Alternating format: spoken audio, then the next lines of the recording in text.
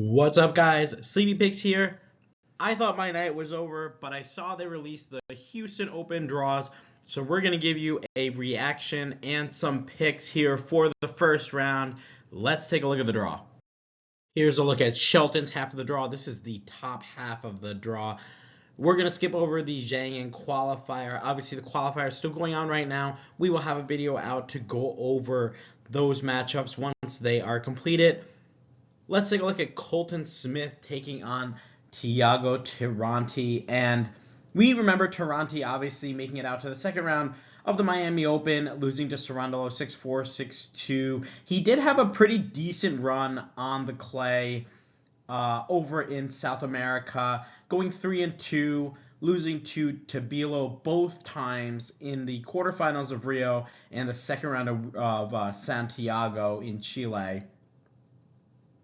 Colton Smith, on the other hand, is riding a three-match losing streak, having lost to Wu in Delray Beach, Shimabukuro in the qualifiers of Indian Wells, and Zach Svajda in the qualifiers of Miami. Now, he did play Svajda to a tough three-setter. It is important to note as well that Colton Smith has not played any matches on clay. These guys do not have a head-to-head. They have not played before. Smith receiving a wild card into this tournament. He is ranked 162 compared to Tirante's 81. For me, I feel like Tirante is going to be able to win out here. I think Colton Smith is generally a hard court player. He's played a ton of matches on the hard courts, whether it's outdoors or indoors. If you look at his record last year, he was 13-11 on the outdoor hard courts, 6-3 on the indoor hard courts, and 4-2 on the clay. So not a lot of matches for Colton Smith on the clay courts here. I think that unfamiliarity is really going to hurt him. Obviously, we're going to look to Tirante. He might have a little bit of difficulty adjusting from the hard court that he was just playing last week to the clay. Colton Smith losing his qualifier match on March 17th, so he's had a few weeks to play on the clay and get used to it. Tirante losing on the 21st of March, he's only had about a week, maybe 5 days to get ready for this tournament on the clay, but the clay comes a little bit more naturally to him. Last year, 35-22 on the clay, 2024, 26-22 on the clay, 2023, 29-19 on the clay. So he has a comfort there. I'm going to pick Tirante. I think he's going to get through in straight sets. Next matchup, we have McDonald taking on Jensen Brooksby. Brooksby coming in as the 8th seed, and this is both players' first match on clay for the year. Brooksby last year was 9-4 on the clay. McDonald 1-4 on the clay. Important to note, while Brooksby, we wouldn't really call him a clay court specialist, he does seem to find a little bit of comfort on the clay. Only played 2025 and then didn't play since 2022, where he was 2-4, but in 2021 he was 8-1.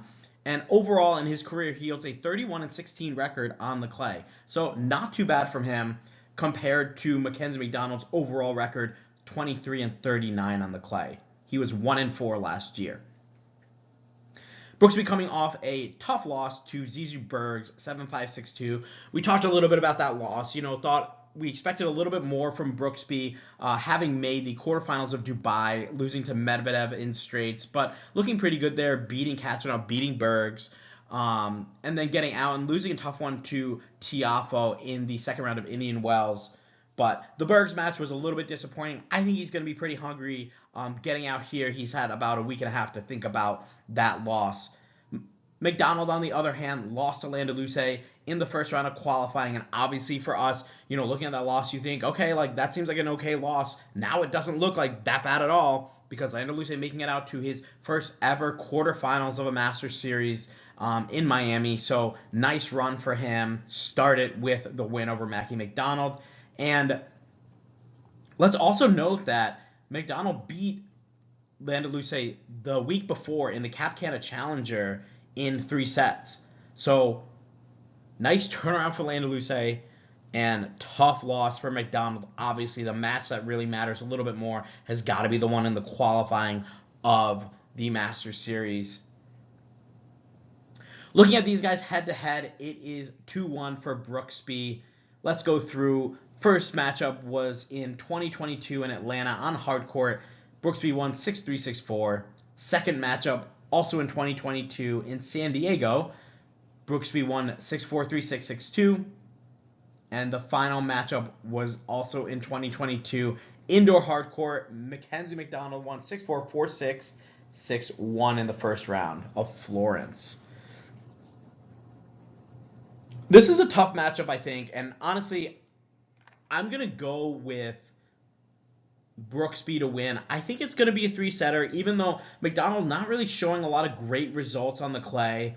I think we're going to see a little bit of adjustment, a little bit of a breaking period, but I think this is good for Brooksby to kind of get a guy that he feels pretty confident against, he's familiar with, and he does play better on the clay. So give me Brooksby. He's going to win in 3 sets. Next match we have Roman Andres Burruchaga playing Adam Walton. And one thing that I want to bring up about Adam Walton, he only has 4 career wins on clay. 4. He's been on tour since 2016. 4 career wins. Burruchaga, on the other hand, has 206 career wins on the dirt, and he's been on tour since 2019. Burruchaga is 9-4 on the clay this year. One important thing to note, though, for him is he is still playing the Sao Paulo Challenger right now. So we got to see how far he gets. He's in the semifinals right now, playing that tomorrow. And if he makes the finals, guys, I think it's going to be a tough match, because Walton's not a pushover player. And Burruchaga, great on the clay, but how is that body going to hold up? He played a 3-setter against Hyde of Brazil, a 3-setter against Ribeiro of Brazil, got a retirement today after being up 6-1, 3-1 against Barrena of Argentina. So we got to see how that body's feeling. It wouldn't surprise me if this went 3 sets and Burruchaga just didn't have enough energy in the tank to kind of give out and win this match. But obviously, he's going to give it everything. This is the tournament that matters a little bit more, a 250 compared to a challenger. So we'll see how he does when he plays. Maybe he gets a couple of days. Maybe they give him a day or so he starts on a Tuesday or Wednesday for his first round match. We'll see. Walton coming off a loss to Mensick in the second round of Miami. 3-6, 6-2, 6-4. Pretty good match from Walton. Obviously, that's on the hard court. Then he went over to Morelia for a challenger. He lost to Pavlovich. This was on hard court as well. He lost 6-3, 7-5. I really do like Burruchaga going to the clay, going from there. So now he's a little bit more grooved here. Obviously, we got to see how the legs are doing. No head-to-head from these guys here. We have, this is Walton's first match on the clay. He was 2-2 last year. And Burruchaga this year is 9-4 on the clay. He was 51-25 last year. So I'm sure you can see where I'm going with this. I want to go with Burruchaga. Give me Burruchaga in straight sets. We'll keep an eye out to see how he does in the Sao Paulo Challenger, but I'm going to take him in straights. Next match, we have Martin Damm taking on Brandon Nakashima. And Martin Damm coming off a second-round loss to Alexander Zverev, 6-2, 6-4 in Miami. Brandon Nakashima coming off a second-round loss to Marin Cilic, 2-6, 6-4, 7-6 in Miami. A little bit disappointing for Nakashima. He did have chances to win that match. This is the first match on clay for both guys. Let's also note that Martin Damm has only won 1 clay court match in the last 3 years. He was 9-8 in 2023, but 1-5 in 2024, 0-2 in 2025, and hasn't played one in 2026. So got to keep an eye out for that. Nakashima, on the other hand, hasn't played a match in 2026, 6-8 in 2025, 13-7 in 2024. So not playing too bad. I think Nakashima is going to be able to take care of business here. I think that the clay surface is going to neutralize the serve of Damm. I would be careful, though, with the kick serve of Damm. going up there, especially if the clay is high bouncing. That can cause some problems for Nakashima here. But we're talking about one of the best returners in the game. He's going to be able to get this serve back and force Damm to play some of these longer points. And we saw against Zverev, who was able to do a very similar thing. It just Damm wasn't able to hang in those points. I don't think Damm's going to be able to get his serve +1 or his aces going here on the clay. So I'm going to go with Nakashima. We'll probably see one breaker, but I'm going to go Nakashima in straight sets here to advance. And here's a look at Shelton's part of the draw. Honestly, we could have some really solid quarterfinal matchups. And even Burruchaga taking on Nakashima, I think, would be a great matchup as well. You know, you got Burruchaga with that momentum of the challenger coming off playing Nakashima. Might be a tricky match for Nakashima. We have a potential Lerner Tien and Shelton semifinal. That would be awesome to see the rematch on the clay, to see who's going to be able to win that. I think the clay would favor Tien a little bit here, as Shelton's not able to impose that big hitting game too much. But we could also have a Shelton Brooksby. Would be interesting to see how Shelton handles the style of Jensen Brooksby. So definitely got some good matchups coming up here. Let's take a look at the next half of the draw. Here's a look at Tiafoe's half of the draw, and we have first match is Vallejo taking on Zach Svajda. Zach Svajda not playing a clay court match this year yet. He's not great on clay, 14-22 overall for his career, and Vallejo a lot different than that. He is 20-5 this year on the clay, 126-77 overall on the clay. He really likes playing on that surface. That is the one surface that he has focused on, especially for this year. He's only played 5 matches outside of the clay. So I got to give a little bit of a edge to Vallejo. We remember Vallejo from the Chile Open. He made it out to the second round, got through qualifying, made it out to the second round, lost a straight sets to Nava, who was playing pretty well in that tournament. So I think this is going to be a pretty tough match for Zach Svajda.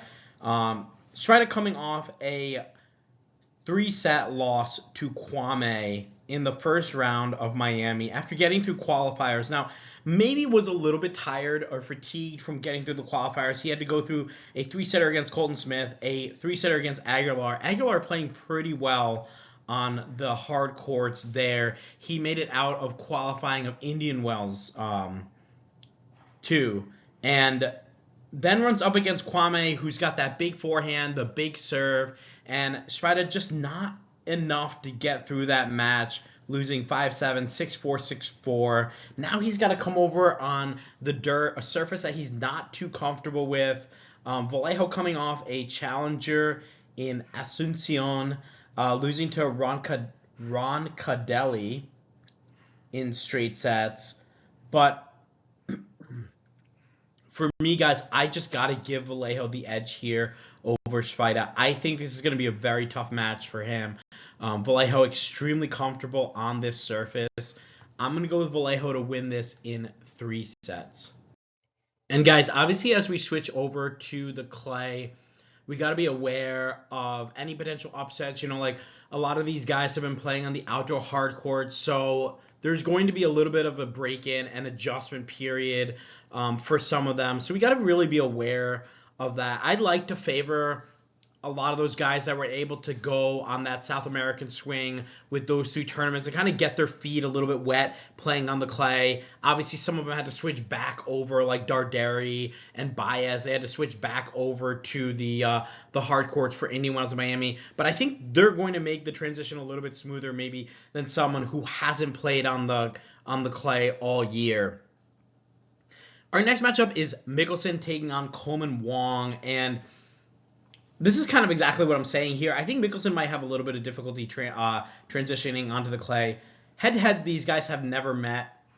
This is Michelsen's first match on the clay, and it is also Coleman Wong's first match on the clay for the year.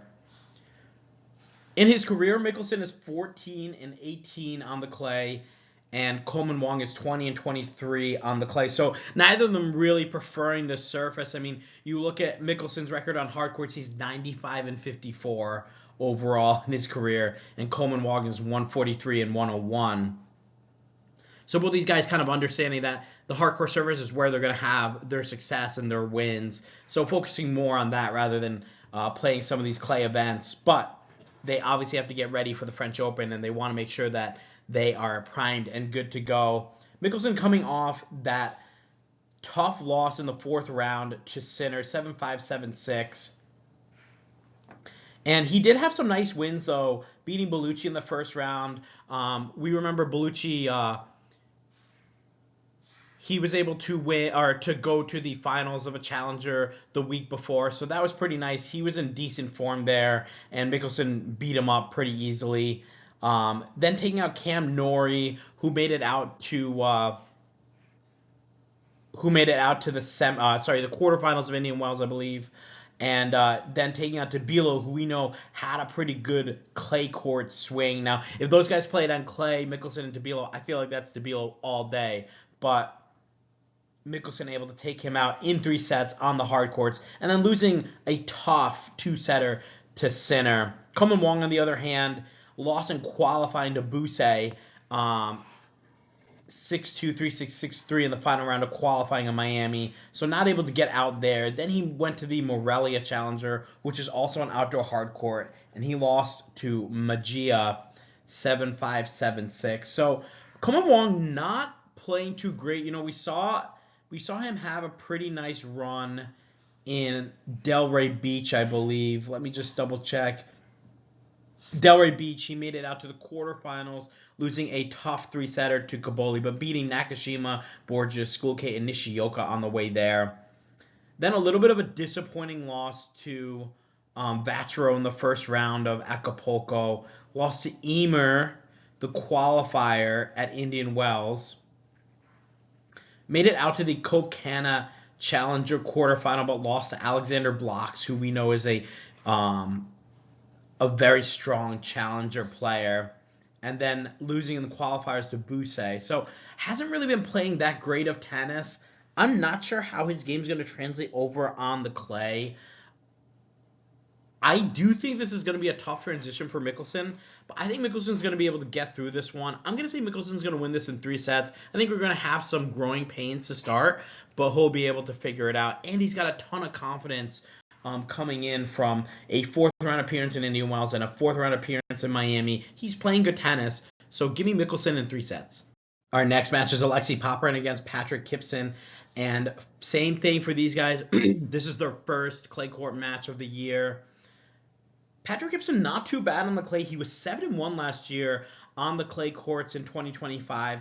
Alexei Popyrin 9-6 on the clay courts in 2025. So both of them not really having that bad of clay court records. Overall in his career, Popyrin is 84-62 on the clay, and Kypson is 103-47. I feel like this is a pretty good opportunity for Kypson to get another nice win. We remember Kypson from his upset win over Demonar in Acapulco. 6-1, 6-7, 7-6 over Alex Demonar. But then losing to Nakashima in straight sets. I think, following up a win like that is always extremely difficult. And he's actually, after that Nakashima loss, he is now on a 3-match losing streak. Losing to Aguilar in 3 sets. We talked about Aguilar. He's been playing pretty good tennis on the hard courts. And then losing to Basilashvili 6-3, 6-1 in Miami. That's a little bit of a head-scratcher for me.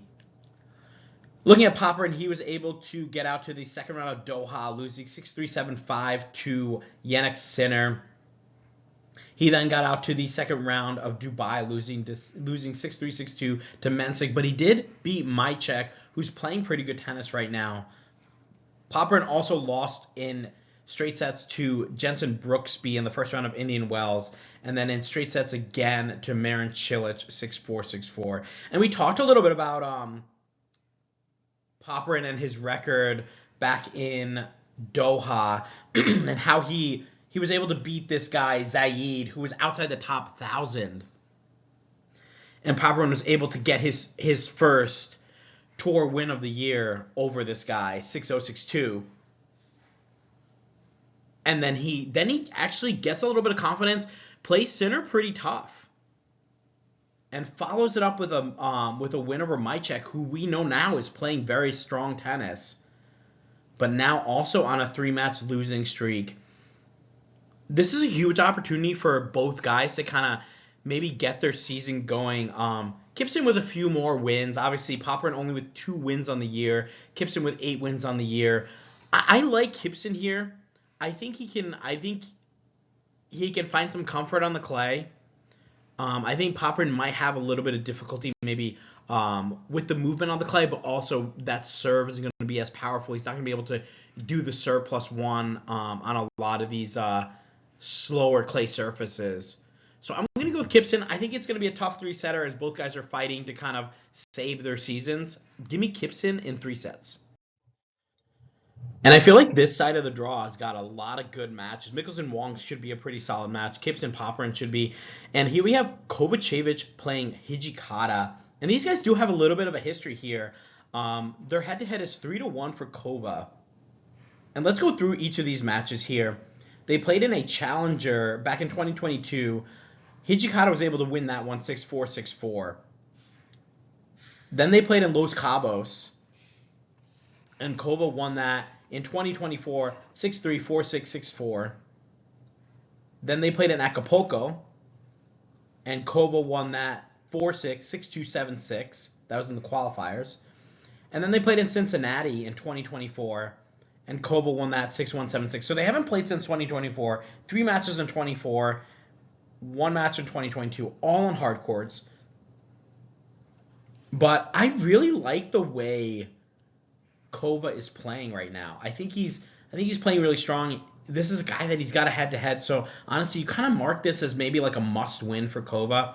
Looking at their clay court records, this would be Kova's first clay match, and this is Rinky's second clay match. Let me just look up what he did on clay. He's 0-1 on the clay, so this is his second clay match. Oh, he played Davis Cup. And he lost to an Ecuadorian player, Meza, 6-4, 1-6, 6-4. So not a great result there for him. Kova coming off that tough 3-set loss to Sakamoto in Miami. That was in the first round. Really expected him to win that, but Sakamoto played pretty well. And then we remember Sakamoto able to take Medvedev to 3 sets. So playing pretty good tennis there. Hijikata did not get out of the qualifying, but we do remember that he made it out to the 4th round of Indian Wells, beating Bublik, beating Darderi, and then losing to Cam Norrie 6-4, 6-2. Kova, on the other hand, was able to make it out to the 3rd round of Indian Wells, and he lost in 3 sets to Novak Djokovic. I think Kova's playing good tennis. I do question, this is a guy that's kind of has like a newfound ability of playing. Like, I think he's playing really well, and he found his ability to play on the hard courts. Now he's gonna kind of has to turn it on a little bit more on the clay courts. Kova's record overall on the clay is 23-31 on his career. Rinky's is 24-31 on his career. Wow, really close here for these guys. And they've both been on tour since 2017. So that's really interesting, almost the same identical records here. So again, another opportunity for one of these guys to get out here in a 250. I mean, obviously playing Tiafoe is going to be a tough task, but you never know. I'm going to go with Kova to win this match. I feel like I should be picking Hijikata, but I really like Kova. He's got the head-to-head. He's got the coaching staff. He's got some of the confidence. Obviously, that Sakamoto win is kind of sitting with him. I'm sure he's had to stew on that for a week and a half now. I think Kova's going to win this match. I think he's going to come out, and I really think he's going to beat Tiafoe. So watch out for Kova to make a move in this draw. Give me Kova in 3 sets over Hijikata. And here's a look at Tiafoe's half of the draw. Keep in mind that Tiafoe has played pretty well here over the past few years, making the finals last year and the year before and winning in 2023. So he's got a good history here. I think he's going to find some success as well. I do kind of question, though, that Kova matchup. Remember, that's going to be a rematch of the Acapulco match that we saw where it was extremely close. You have Kova now with Tiafoe's old coach. Tiafoe felt like he had something to prove, so I think they're going to be really gunning if Kova gets out here.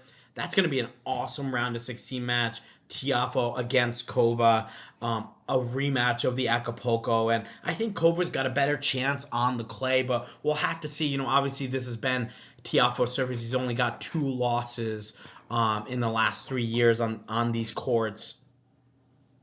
But this is a pretty strong draw here. You got Tommy Paul also lurking on the other side of his half, and then also Michelsen for a potential quarterfinal matchup for Francis Tiafoe. So if he does get through here, it would be a very tough draw for him, and tough tournament for him to get through some of these matches. I mean, Kova first round, Michelsen in the quarters, and then potentially Tommy Paul or even Echeverry, who's been playing pretty good tennis, just to get to the finals.